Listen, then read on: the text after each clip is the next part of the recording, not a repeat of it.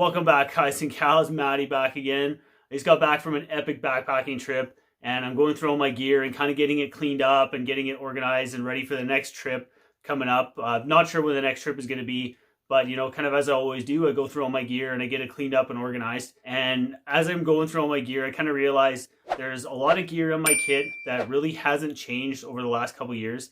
And I kind of wanted to talk about it because I do get questions from time to time on a lot of these specific pieces of gear. I don't necessarily talk about them a whole lot. So I kind of thought we'd go through and talk about some of the lesser spoken about pieces of gear. First one we're going to talk about is this guy right here. This is my DeLorme InReach Se. If you guys watch any of my trip videos, you guys always see this guy. It is always sitting right here on my shoulder strap of my backpack. For me, where I backpack out in the Canadian Rockies, it's extremely rare for me to get any kind of cell service when I'm out there on my backpacking trips. There may be a little bit of cell service within like the first 2 or 3 kilometers from a trailhead, but even then it's very, very rare that that happens for me. So I've gone with an InReach Se. Now this is one of the older DeLorme InReach models, but in my experience and having a bunch of friends who've got the newer Garmin models and the Garmin InReach Minis, this performs exactly the same. This is a 2-way satellite communication device.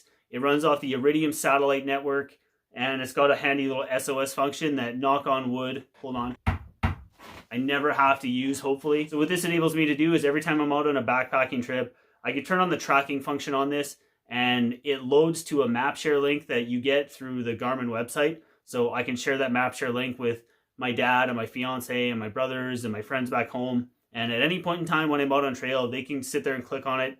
And I think I have mine set up to load every 15 or 20 minutes. But it basically sends out a ping and it'll give them a little dot kind of on the map of where I'm going. So they almost get like a live update of exactly where I am. I also use this on every single trip, and I use it every day when I'm out in the backcountry. Is the first thing I do when I get to camp, after I've got my camp set up and I'm kind of settled in and relaxed for the night, I will fire my fiance a message on my InReach and just kind of let her know, hey, I made it to camp. When she gets that message, it also gives her a map share link and she can see exactly where I sent that message from. Lindsay will often fire me a message back as well. So it's nice to kind of know that things are going well back at home, and I get that little hey, miss you, love you kind of thing. It's kind of a nice little morale booster sometimes when I'm out in the middle of the backcountry dealing with some really crappy weather. I also use this from time to time when I'm out on a backpacking trip and I just find an epic spot and just either my dad or my mom pops into my mind. I do kind of like that I can fire them a message and just let them know, hey, I'm chilling here right now, Dad, and I was thinking about you. To me, that's kind of really cool. My dad's always been a huge inspiration to me getting into the backcountry. So in some way to be able to share kind of those locations and those memories and, moments with him is kind of cool to me and kind of special. But yeah, my InReach is a very essential piece of gear to me. I literally never step foot on trail without this thing now. Sticking with the health and safety mindset, the next piece of gear we're going to talk about is one piece of gear in my backpacking kit that on my drive towards the ultralight backpacking setup that I'm working towards, I have failed to kind of cut out this redundant item, and I honestly don't think I ever will. We're talking about Bic mini lighters. Now, I always have 2 of these in my backpack at any given time, and I carry a 3rd one on my person. It's usually either in my pocket or in one of the front pockets of my little ribs front pack that I wear. Bic minis are so ridiculously small, they literally weigh nothing. What I like about them is they are insanely reliable, and they come in a ton of like extremely bright colors. Like I said, I've always got one on my person. I've also always got one rattling around in my cook kit. There's always a bright blue one in my cook kit. I've always carried a blue lighter in my cook kit. I'm not sure why, but there's always a blue one in here. And when you look at my first aid kit, you can see the little bright pink guy here hanging out my first aid kit. Now the reason I go with the bright colored Bic minis is because there's less of a chance of me setting it on the ground and misplacing it and losing it. Like I said, they're extremely reliable. I say you drop one in a creek, literally all I've ever done is I'll just kind of take it upside down, find a rock, and just kind of tap the top of it on a rock, like maybe 20 or 30 times, blowing it a couple times. If it doesn't light, I'll just put it in my pocket and give it time to dry out. They will always spark up. But the 2 that I carry in my pack are always sealed in Ziploc bags to kind of keep them dry and protected. And I even carry a 4th one with me when I've got Wanda with me. I have one in a Ziploc bag that's in one of the front pouches of her pack. It's just one of those redundant items that I will not go without. Next thing we're going to talk about is buffs. These are just 2 of many that I have. This guy here is my merino wool one. This one permanently lives in the clothes bag in my backpacking kit. I really like that it's a little bit longer than the standard ones. What I'll often do with this guy is I'll fold it up and turn it into a beanie. And I'll wear this kind of as my beanie or my toque when I'm sleeping at night. It's merino wool, so it keeps you insanely warm. It dries out ridiculously fast. Like I said, this thing permanently lives in the clothes bag of my backpacking kit. I never step foot on a trail without my merino buff. You guys will always see a buff either around my neck or wrapped around my wrist on a backpacking trip. To me, a buff is one of the most versatile pieces of gear you can pick up. You can wear them in like 15 different ways. I usually wear, like I said, either around my neck or around my wrist. Usually when it's around my neck on a hot day,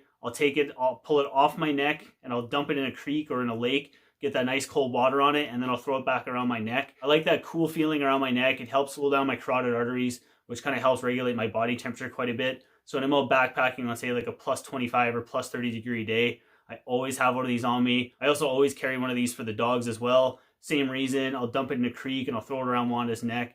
Just keeps that cool water. It kind of helps regulate her body temperature. And over the years of backpacking, one thing that I have really struggled with is blister issues on my feet. I've tried a whack of different types of footwear. You want to go with boots or trail runners. To me, that's a personal choice.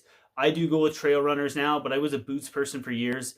But to me, one of the most significant changes that helped with my blister issue when it came to my backpacking trips was actually the socks that I wear. I've gone through every different kind of sock you can think of. Like I've gone through the Smart Wool socks. I've gone through the Darn Tough socks. While these socks tend to be extremely popular and are two of the most suggested socks for hikers and backpackers out there, I was dealing with a ton of blister issues even with these socks here. So what I was doing for the longest time, every single morning when I got up, is I was using Leuko tape on my feet. If you guys don't carry any Leuko tape in your backpack, I highly suggest throwing a little bit in your first aid kit. It's a muscle stabilizer tape, but when it comes to blisters, I don't think there is anything that beats Leuko tape for dealing with blisters and hot spots.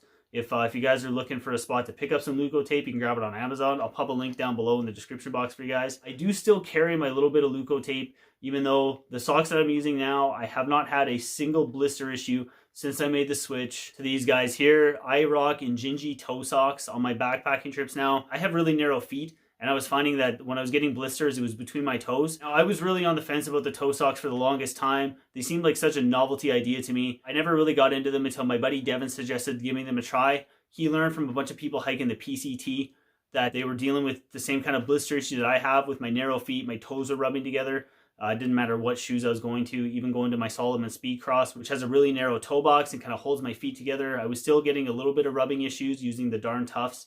So I made the switch to the Injinji toe socks, and I have not had a single blister issue since going to the Injinji toe socks. They've been an absolute game changer for me on my backpacking trips. I rock the Injinji toe socks. I know a lot of my friends like to chirp me and make fun of me for it, and they say it looks ridiculous, but honestly, I don't care. I don't have blister issues anymore. I will deal with, people making fun of me for wearing toe socks out on a backpacking trip. If you guys like talking hiking and backpacking gear and you guys are looking for possibly some budget backpacking gear options, what I got over here is actually 2 videos that I've done on budget backpacking gear options. So when you guys are done watching this one, head on over there, check either of those out. But as always, guys, I am Matty. Thank you guys so dang much for watching, and I'll see you on the next one.